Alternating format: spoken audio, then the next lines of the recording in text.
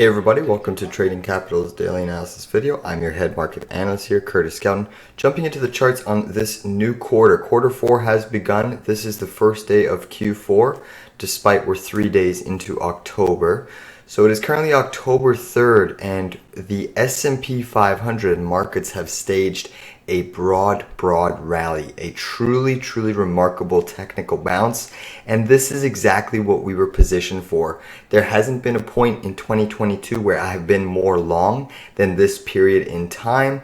As you can see, last week we were accumulating long after long after long, and we're averaged down in a couple positions, and we basically last week were also covering many of our shorts. So what transpired today? Well, the S&P 500 to date has rallied up 2.92%. There is a possibility that we could see maybe in the last 20 minutes, maybe a little bit of a squeeze up, just due to the overall breadth in the market is extremely strong. And you can see one of the reasons why we've bounced at this level. I'm just going to draw a trend line there to mark our double bottom zone. But if we flip to the weekly chart, you hit the 200 weekly moving average to a T on the S&P 500, and that is what we're bouncing off of. And the interesting thing is that we were in a 3-bar weekly surge to a low, and you're getting a major reversal. This comes on the back of basically, if we take a look at the US 2-year yield, the bonds have pretty much given up many of the gains that it has seen over the last few trading sessions. So taking a look at the US 2-year yield, let me just go a little bit intraday on the 4-hour chart, as that's the preferred time frame I have been watching to date. So as you can see, that was our technical breakout line where we saw yields beginning to surge. But now you're almost, let me just erase a couple of these lines here, shall we?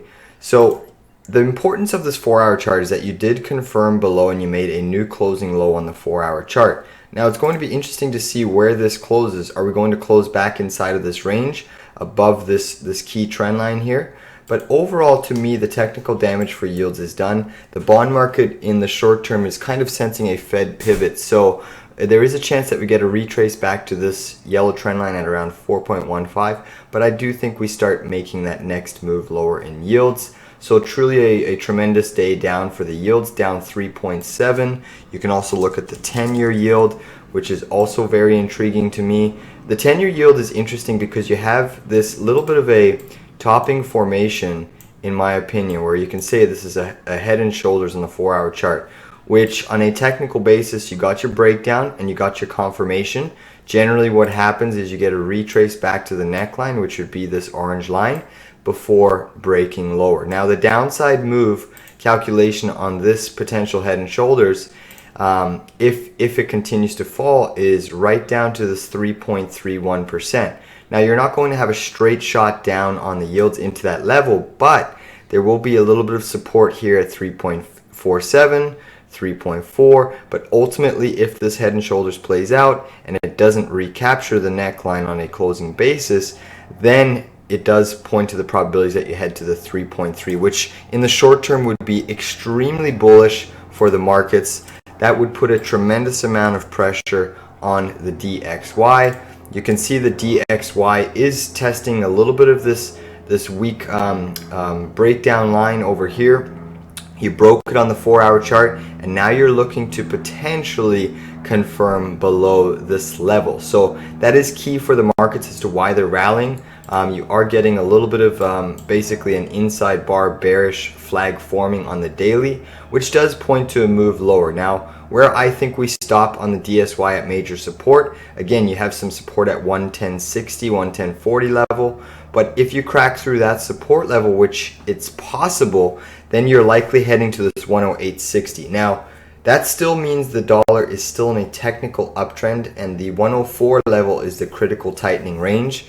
Just because the markets are sensing a potential Fed pause does not mean inflation is over, does not mean the interest rate hikes are over, and does not mean that this economy is going to soar to new highs. Sure, we can potentially sustain a rally because the markets are oversold, but you have to factor in, okay, now why is it that yields are starting to fall even if we have not reached that inflation goal by the Federal Reserve, which is the 2% mandate. And frankly speaking, I don't think we'll ever achieve that 2% mandate without a massive deflationary bust, where, you know, something like the 2008 level or the 2000.com level or even a COVID crash. But nonetheless, why yields are falling now is I think the bond market is pricing in a severely weaker economy, a global recession, so to speak.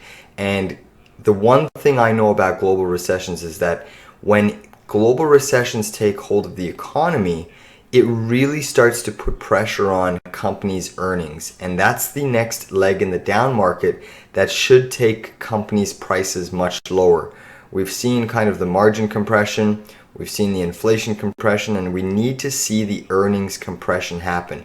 And the interesting thing is, of course, we are heading into earnings season over the next 1 to 2 months. So there's lots that we're going to be discussing and keeping track of, but so far we were positioned long and we have been rewarded. We are at new highs today, and that is truly, truly impeccable to see. So in the short term, I still think the dollar has more downside, as yields do as well. If we look at oil did get a beautiful pop, up 4.37%.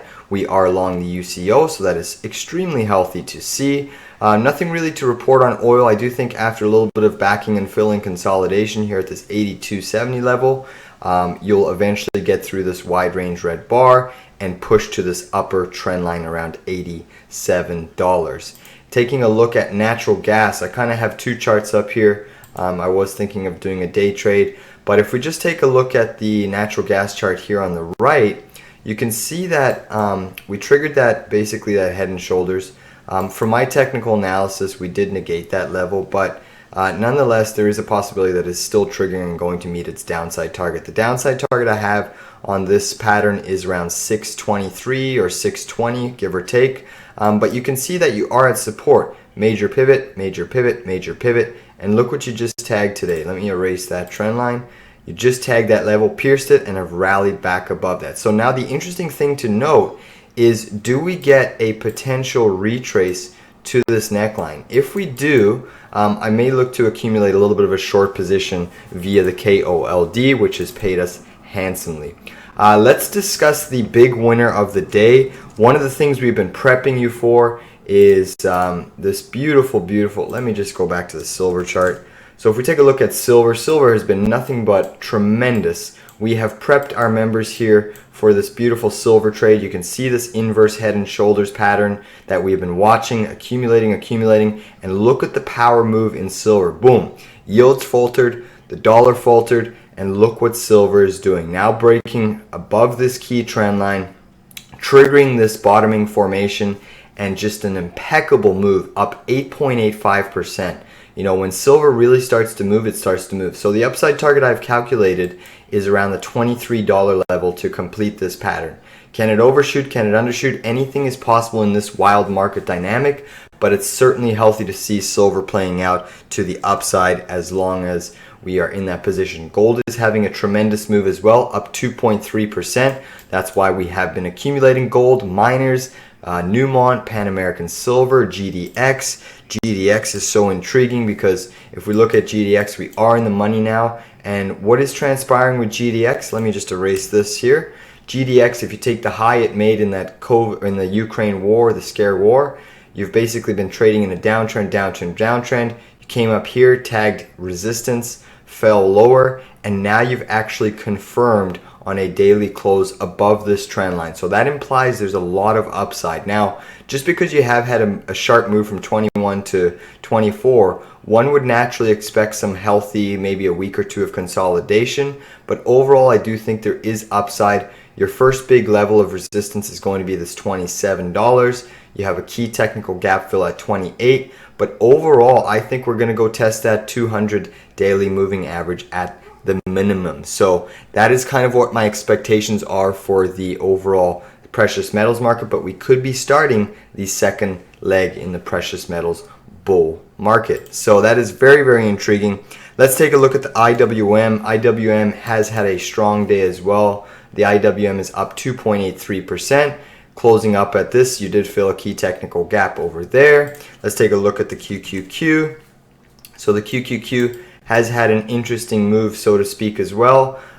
Basically, you're not at any point of resistance, a little bit of overbought intraday resistance, but I still think you come up to fill this gap at 280, which implies more upside. Now, the Qs would be substantially higher if, for the reason that Tesla did not have a big sell. And this was probably one of my regret trades, considering we covered our short too soon. But nonetheless, we still made profit on that short trade. But look at this beautiful breakdown in Tesla. You have this topping formation here, your neckline triggered, confirmed, and broke. And it's just so funny how the technicals, once you triggered this confirmation breakdown from these two red bars here, the news spilled out that the deliveries were weaker than usual. So did I know that Tesla was going to basically drop tremendously today or have weaker than expected sales and production? No, I didn't, but technically the price action did buy. You got that technical breakdown and confirmation. So one of the reasons I covered our Tesla short was just because the market was so oversold and I was expecting a bounce, but look what transpired in a strong market. Tesla's still down 8%. So you can imagine what the Qs would be up if Tesla wasn't down this substantially. Another one I want to bring to our attention is this STNE, a beautiful break of this inverse head and shoulders pattern, a clear confirmation up over, now 10.49% on the day. The SPY is seeing a little bit of selling pressure coming into the end of the day, but nonetheless, it's still a tremendous day for our accounts. Naturally, you would expect a little bit of a pullback to occur, but there's still lots of buyers here just because yields have fallen sharply. The dollar's in a little bit of a bearish short-term pattern, so it does favor a continued move up. As you can see, there is buying pressure continuing. I'm just going to flip to the SPX because it's a little bit of a cleaner chart that I have set up, but you can see that we have a little bit of a gap fill here and a gap fill up here. So if we flip to the daily on the SPX, I still think at the minimum we get to this gap fill around the 37.60 level, and then we'll have to reassess. But there's going to be clear levels of resistance that approach as the markets move higher. So let's not forget, my overall outlook is still to head much lower, and we will be selling into this rip if the markets rally substantially. And then I'm actually hoping for a tremendous rally, because not only are we more net long this time of the year than we have ever been in 2022, but I would love the opportunity to unload our longs and then have the opportunity to fade and short this market once again, because I do think we are going lower after we have a pretty phenomenal technical bounce. And the markets always like to cause max pain, so there were too many people bearish.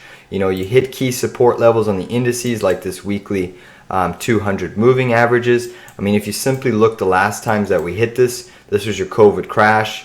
Basically, the money printing started. You had a little bit of a hiccup here. You had a hiccup over here in 2016. So institutionally, people have been conditioned to buy.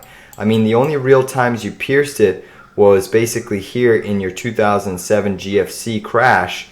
And this was also a global recession. But you can see that when you came down into it, you actually bounced off of it, had a little bit of a rally, tested it again, bounced off of it, and then you started to break lower. So this level, historically, even in very negative environments, does have a great tendency to be a massive support level. My downside target that I still have priced in, and this could change as we head lower or higher, but I have a level priced in between 28.13 to 27.58. That's going to be a monster level for a technical bounce once the markets trade down to that level. So maybe that's only in the quarter, say quarter two of 2024 or 2023, but overall I do think the markets will see that level just based off of some mathematical calculations, and that is assuming, all those calculations are assuming the Fed sticks to QT and rates continue to move in the dynamic that they're moving at this point in time. So basically, yes, it's been a tremendous rally. Let's just flip to the intraday action. You can see that the beautiful price action of this market is that we basically had a sharp sell-off, pretty much shaking out all the weak hands, and then we gapped up this morning pre-market, and we've never looked back. The markets have just rallied, and it's been a tremendous move considering we are net long. And this is why we trust the technicals. When you have yields overbought on every time frame, the dollar overbought, the market's oversold into weekly reversal, into weekly, moving averages, that is your signal that if you're a technical analyst and trader or even investor, these are the big levels that you want to try to play, because it's going to give you the best potential opportunity to catch one of the largest rallies that we have seen since the COVID crash. And even if we look at the NASDAQ, this was the one chart I was doing research over on the weekend. It was truly, truly remarkable and fascinating. The NASDAQ, this blue line is the weekly 200 moving average. Even during the COVID crash, the NASDAQ did not pierce the weekly 200 moving average. Didn't pierce it here. Didn't pierce it here. The last time the NASDAQ basically pierced this level was all the way over here in 2010. And then here again in 2010, 2009, and then of course your GFC crisis. But since 2010, the NASDAQ has not pierced this level. So we're talking about a 12-year support line.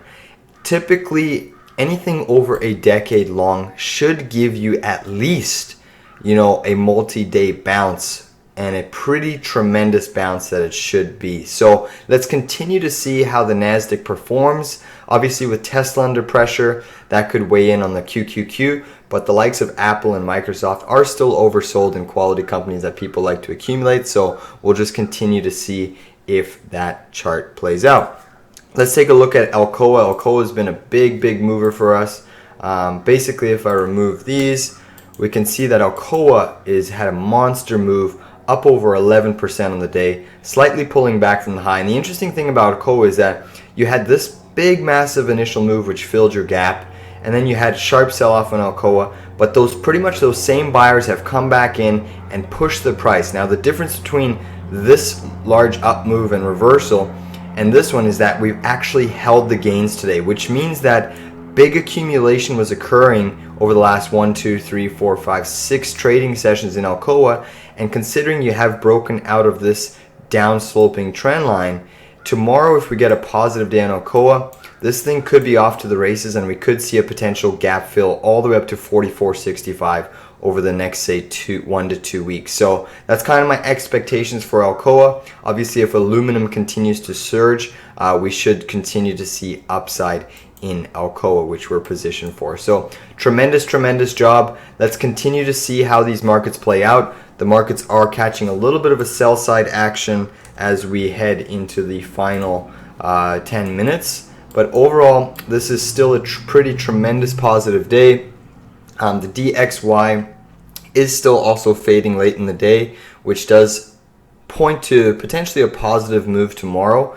Typically on Monday morning sessions, when you start off the week on such a positive note, it does imply that further upside is much more likelier, and that's kind of how we are positioned to benefit from this potential next bear market rally. So let's continue to watch the S&P 500, the dollar, and yields. Those are going to be the most critical pieces of price action that dictate where these markets go. But nonetheless, just seeing how tremendous silver has been, the fact that it isn't really giving up any of its gains, we are positioned tremendously well in this precious metal space to benefit from a potentially explosive, and I mean very explosive move that could occur in the PM sector. So let's monitor yields, let's monitor the dollar, and let's just hopefully go along for this massive silver bull market ride and gold bull market ride that could be unfolding before our eyes. So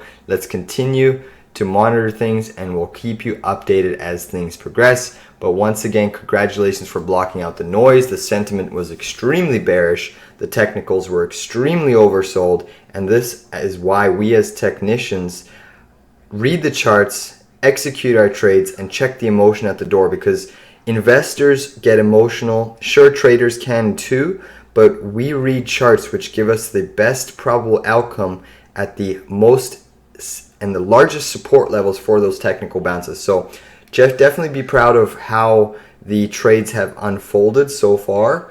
Yes, this is still technically a bear market, and my overall position is still bearish over the long term, but short term, like I said, you can be bullish in the short term, You can be bearish in the medium term and bearish in the long term, and that's certainly what has played out thus far. So let's continue to see how things unravel. But again, congratulations and thank you all.